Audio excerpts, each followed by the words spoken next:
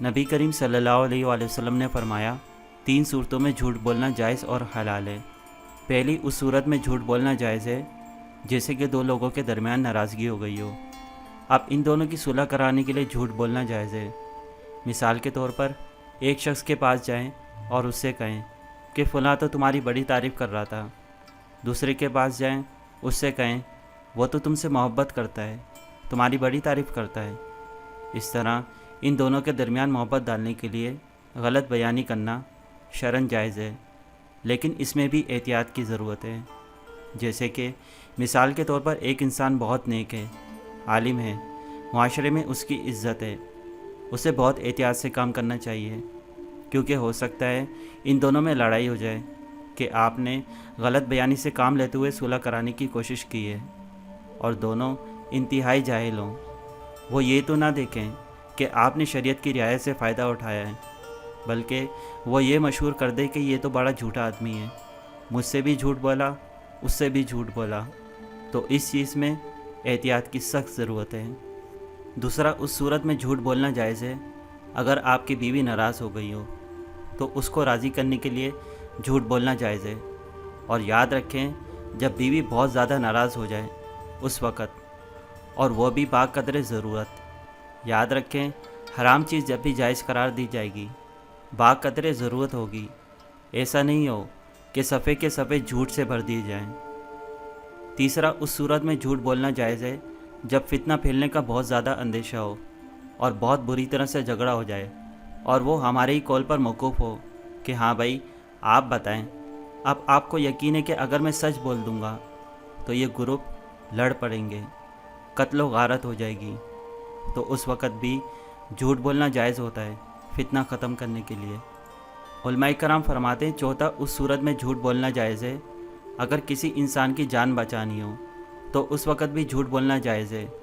मिसाल के तौर पर आपको कोई बोले कि बताओ इसने ये बुरा फ़ेल किया है कि नहीं, और आपको पता है कि इसने किया है, लेकिन आपको यकीन है कि अगर मैं हाँ कह देता हूँ तो ये उसको कत्ल कर देंगे। तो उस वक़्त गलत बयानी करके उसकी जान बचाई जा सकती है, लेकिन ये शर्त है कि कहीं उसकी जान बचाने से उसकी हौसला अफजाई ना हो जाए, तो फिर वो जाकर 4-5 और बुरे फ़ेल कर दे। तो ये आपको देखना होगा। अगर वो वाकई शर्मिंदा है और आपके झूठ से उसकी जान बच सकती है तो फिर बोलना जायज़ है। पांचवा, उस सूरत में झूठ बोलना जायज़ है कि अगर किसी इंसान को धोखे से बचाना हो। मिसाल के तौर पर एक शख्स फ्रॉडिया है, आप सच बोल रहे हैं मगर वो फिर भी नहीं मान रहा, तो उस वक़्त उसके बारे में झूठ बोलना जायज़ है, मगर आपको यकीन होना चाहिए कि वो शख्स वाकई में फ़्रॉड है। कहीं ऐसा ना हो आप एक भले शख्स को बदनाम कर दें। छठा, उस सूरत में झूठ बोलना जायज़ है कि अगर किसी ने गुनाह किया है और पोशीदा गुनाह है और सामने वाले को हाजत भी नहीं है उस गुनाह को ज़ाहिर कराने की, और फिर वो पूछता है कि तुमने ये गुनाह किया है, तो इनकार कर सकते हैं, झूठ बोल सकते हैं कि मैंने ऐसा गुनाह नहीं किया। कभी कभी ऐसा होता है, दोस्त वगैरह एक साथ बैठे होते हैं और फिर पूछते हैं कि यार तुमने कभी ये काम किया है, कभी तुमने ये बदफेल किया है, तो उस वक़्त ये नहीं सोचना चाहिए कि मैं सच बोलूँगा। अगर आप सच बोलेंगे, एक तो आपने गुनाह किया ही किया, और अपने गुनाह को बिला ज़रूरत ज़ाहिर करना भी गुनाह होता है, तो आप गुनाहगार हो जाएंगे। और वैसे भी किसी भी इंसान से बिला ज़रूरत गुनाह के बारे में नहीं पूछना चाहिए। हाँ, अगर एक मुफ्ती है और वो फतवा देना चाहता है और वो आपसे पूछता है ताकि गुनाह का फतवा वाज़ा हो जाए, तो ये एक अलग मसला है। इसी तरह से जो कानून के लोग होते हैं, अगर कोई केस हल करना है या जज जैसे होता है, अगर वो आपसे गुनाह के बारे में पूछता है ताकि वो केस के सही नतीजे तक पहुंच सके, तो उस वक़्त भी जायज़ होता है।